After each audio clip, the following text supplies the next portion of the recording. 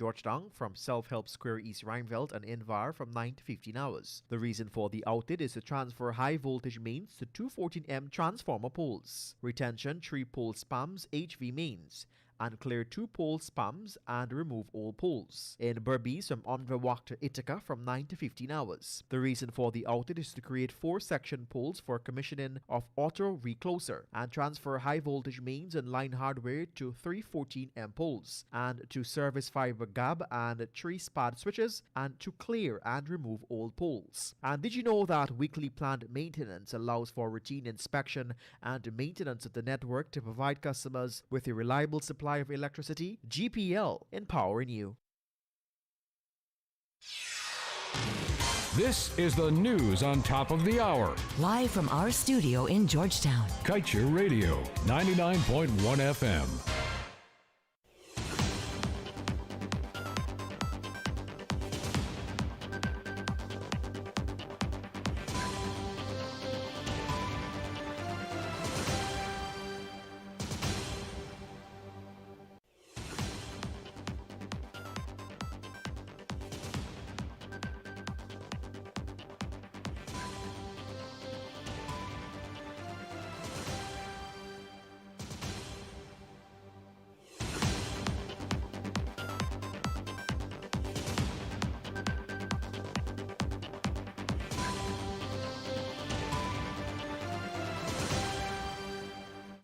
Hello, welcome to your news at noon on Kaieteur Radio. I am Kevin Smith.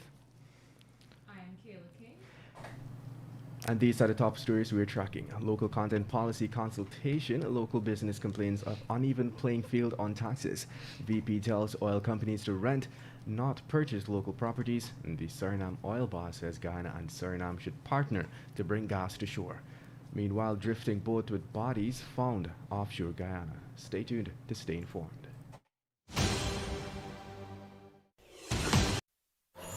Digicel Prime Bundles just got better with 3 new apps. Watch more with PlayGo. Share more with Sportsmax. Read more news with Loop. Listen more with D-Music. Plus extra data. It's simply more bundled together. 51 gigabytes for 7 days for only $2,000. Live the experience with Digicel. Activate today on the My Digicel app.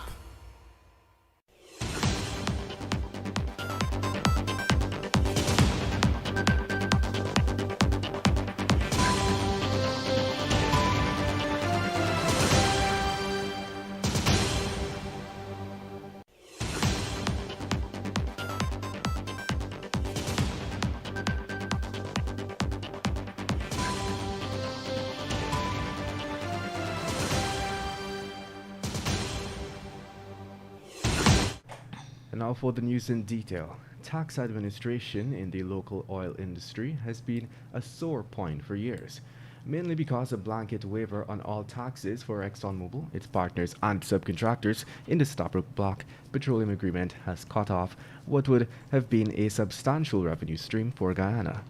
Another side effect of this waiver of concern for local business is that it causes local businesses to compete on an uneven playing field with foreign suppliers. This is the case for Guyana Oil and Gas Support Services, a joint venture between National Hardware's Nicholas Dagu Boyer and Concepts and Services Damien Jordan. Instead of purchasing Guyanese property, Vice President Dr. Bara Jagdeo wants oil companies operating in Guyana to rent them. At the time, the Vice President was referring to the 10 acres of land at Ogle that ExxonMobil purchased to construct their headquarters during the leadership of a Partnership for National Unity and Alliance for Change administration. What is notable, however, is that Exxon would be able to recover every cent of that money if it chooses to rent property.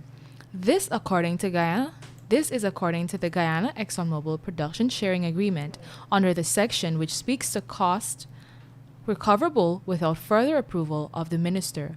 Also recoverable by ExxonMobil is the money that they hand over to the government for environmental projects. And now let's tell you, Rudolf Elias, CEO and Managing Director of Suriname State Oil Company, Statsoli, has posited that Guyana and Suriname should work together with the objective of bringing its natural gas to shore. The Suriname oil boss reminded that oil companies around the world are not interested in selling the natural gas. Instead, those companies, he said, propose that they set up the necessary infrastructure to bring the gas to shore for cheaper and cleaner electrical consumption.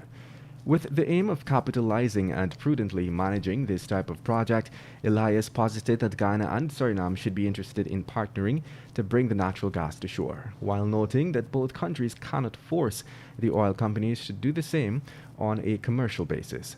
Meanwhile, Vice President Dr. Bharat Jagdeo had said last Tuesday that the government will conduct 4 studies into the proposed gas-to-shore project before it moves to implement its construction plans. A boat with decomposing bodies was found drifting offshore Guyana in the Atlantic Ocean. According to information yesterday, a supply vessel made the discovery. Sources have since revealed that the vessel, which made the discovery, is associated with oil major ExxonMobil, which is operating in the area. Photographs of the drifting boat were taken by the crew members of the supply vessel and forwarded, along with key details of the boat's location, to the relevant authorities. The Guyana Defense Forces Coast Guard have been dispatched to the area. Those ranks, this newscast has learned, will be towing the boat to a port in Georgetown. Police sources said that detectives from the Major Crime Unit are on standby awaiting its arrival to commence the necessary investigations. It is now 12 hours 8 coming up after the break. AG goes after BK for millions owed in rent for a Water Street bond. President Ali says local content policy to govern all sector, and as public debate continues, local operator defends right to hold 2 fishing licenses. Meanwhile, US CDC lists Guyana as high risk for COVID-19 transmission. Do stay tuned. A lot has happened since oil was discovered in 2015. The petroleum industry is an ever-changing web of oil, gas, politics, and money. It gets complicated sometimes, but we can bring you all the latest developments and include you in the discussions here on Kaieteur Radio. So tune in to 99.1 or 99.5 FM every Tuesday night at 20 hours for Petroleum 101 with me, your host, Kamal King. Kaieteur Radio, the radio with a difference.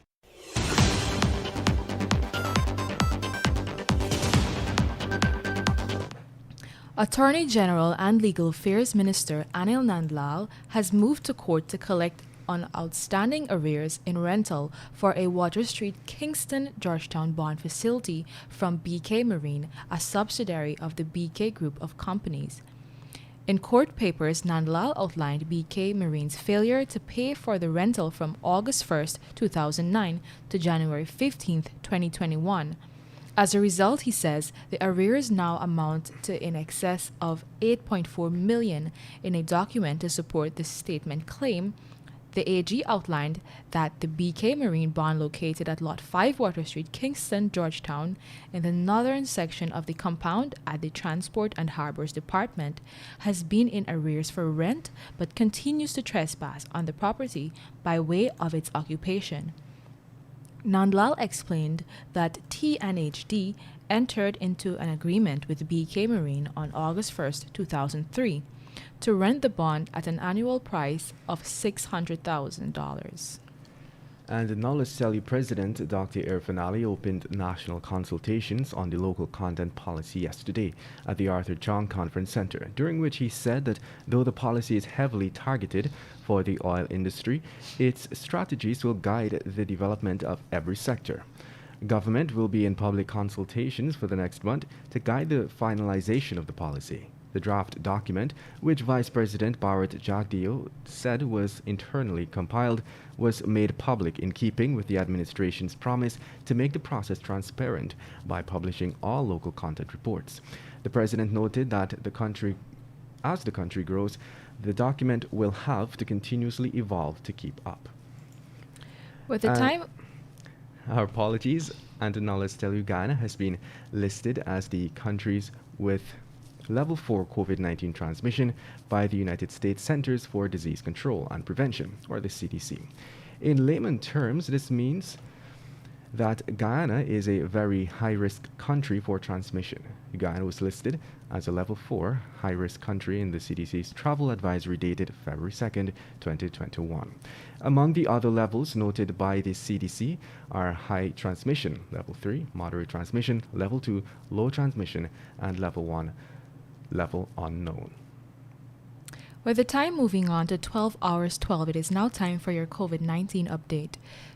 The coronavirus cases are now at 109.8 million, with deaths at 2.4 million, and in the cases of recovery, 84.3 million.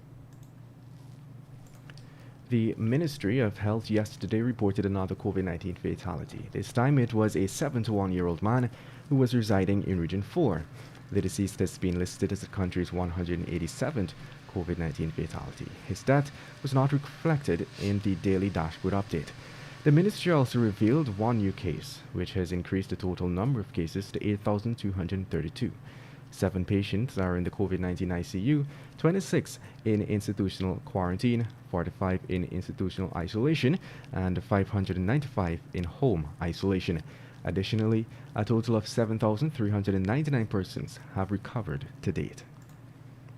CNN says Novavax says its scientists are testing a new version of its COVID-19 vaccine that specifically targets the coronavirus variant first identified in South Africa. More evidence suggests the UK variant is linked to more severe disease, researchers say.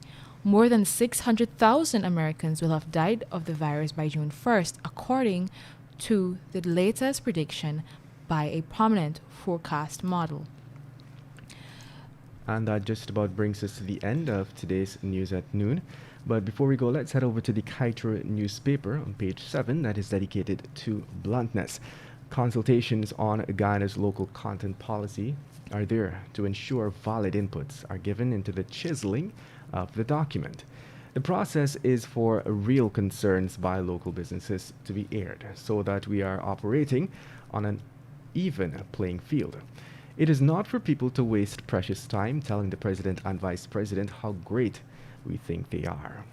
If you are not there to raise valid concerns, be quiet and let the people speak. And that just about brings us to the end of today's News at Noon. I am Kevin Smith. I am Kayla King. Thank you for listening.